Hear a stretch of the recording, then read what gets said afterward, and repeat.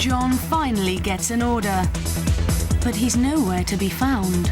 And it all comes from Dublin now. Guinness isn't from England anymore. No. John!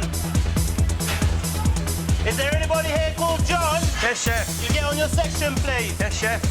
Why were you not on your section, John? Getting past the chef. Why didn't you get it before service? How long are my langoustine? 4 minutes, chef. That's too long. Let's go now. After waiting so long for his first orders, they're now flying in and John is struggling to cope. It looks a mess, yeah? Can you replate it, please? It's a bit of a fiddly dish you put together. There's quite a bit to it. So when they hit you, you can get in trouble. Pressure. Rona, I need another sea bass. Whilst John's juggling orders, Rona's back on track. Her dish is selling well and she's up to speed with her timings. So 102. Lovely. Let's go. 2 langoustine on table 110, please. Hot. The orders are still flying in for John, 2 more langoustine specials away. 1 pork cutlet away, 1 sea but bass he's away. regained his concentration and has stepped up to the challenge of delivering multiple dishes. Table 1, 2, 3, 1 langoustine, chef. Thank you. Langoustine up, chef. Chef, super fast one away, chef. Lovely.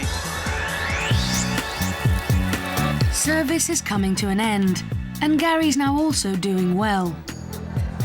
His dish has proved popular with the diners, and after a slow start, he's turning out excellent plates of food. Chef, 2 pork. Lovely, chef. Well done, thank you very much, yeah? I'm absolutely loving it now. At first I wanted to go home, but now I'm all right. It's now down to head chef Jamie and Lewis to deliver his verdict. The one who sold the most, I'd say, is Rona. But all in all, a little bit quiet, you know, she needs to be a little bit more vocal. How is Gary getting on? He was a little bit all over the place to begin with. First dish he put up, tasted fine, just looked a mess, but then he was back on form again. How has John got on? John, fantastic dish. Me personally, the best tasting dish, you know. He struggled a little bit on the consistency, but personality was there, he was boisterous enough, he had the right attitude, the right persona for the job. After 18 hours in professional kitchens, the endurance test is over. But tomorrow the pressure will continue as they face one more daunting test. It's early morning on day 2, and the contestants arrive at MasterChef HQ for their final test. Yesterday, new dad Gary struggled to cope with the pressure of the endurance test. Can he now produce 2 exceptional courses and push himself into the quarter-final?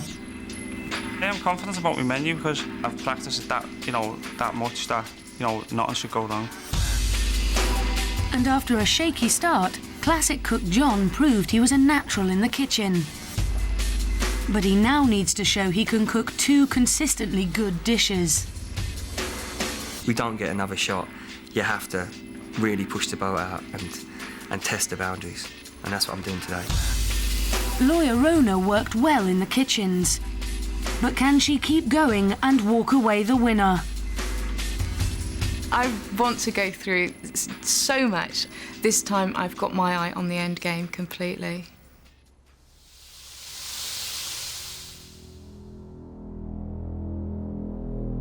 We have only 1 quarter-final place. Good luck. Let's cook. After showing how they coped with an 18-hour service, the contestants now have 1 hour to prove they can deliver their own 2 courses to the highest level. John's hoping to build on his success in the restaurant with 2 technically complex dishes. I'm doing some roasted rack of raw venison and a red wine chocolate sauce. And a Bailey's and creme caramel cheesecake. It's all rich, huge amounts of flavours, quite complex, really. Well, they're both pretty sophisticated dishes. I've left myself with no margin for error here at all. You can see John wants to show off. He wants to show all the things he's learned in the last 12 months.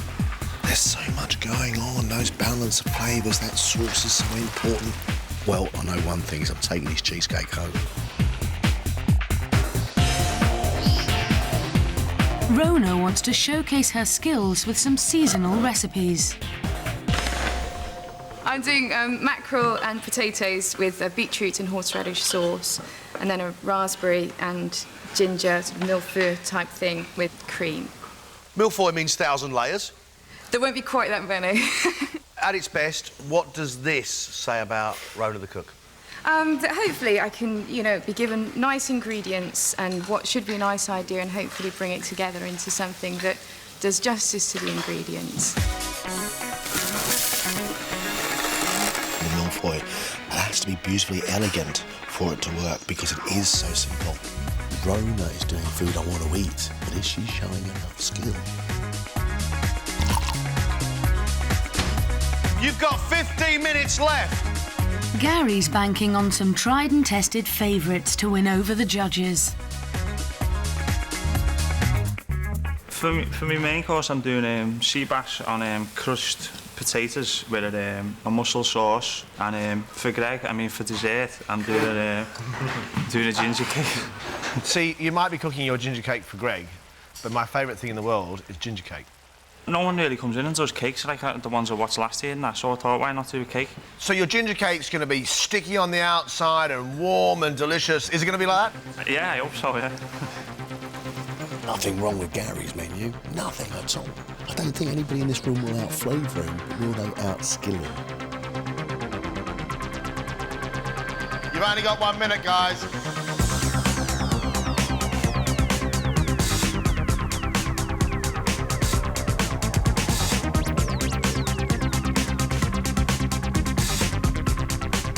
Guys, that's it. Down your tools, please.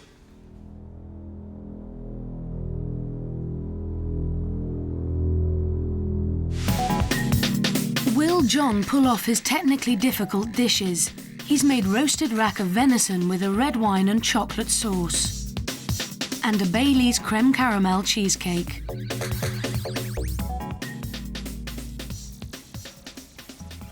Your venison's cooked really, really well. And the sauce in the dish, I think the whole thing works very, very well indeed. Thank you.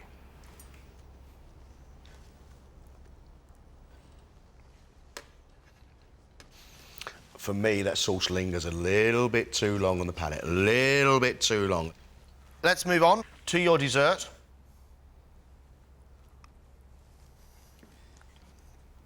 The only way I can describe that is like having a butterscotch milkshake with digestive biscuits on the side. It's very good.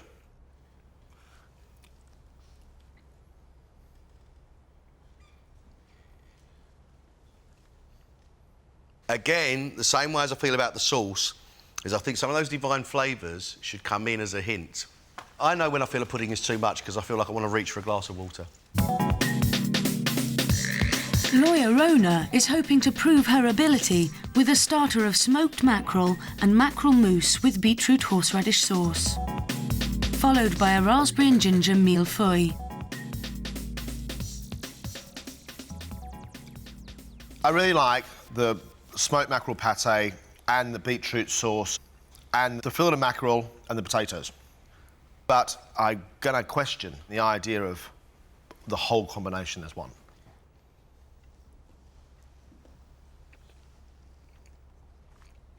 Very oily fish and a sort of citrus sweetness to it, which is pleasant with one mouthful. I think I would have the ump with it by the end. Right, we'll say goodbye to the mackerel and we'll bring in your millefeuille.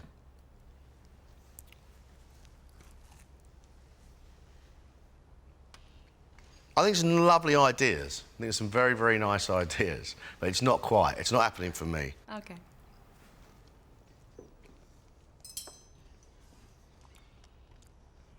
I quite like it. Thank you. Going for a MasterChef quarter-final, is this the stuff of MasterChef champions, Rona? It's one thing to do. I'm capable of doing other things, but yeah, that's what I've chosen to do today.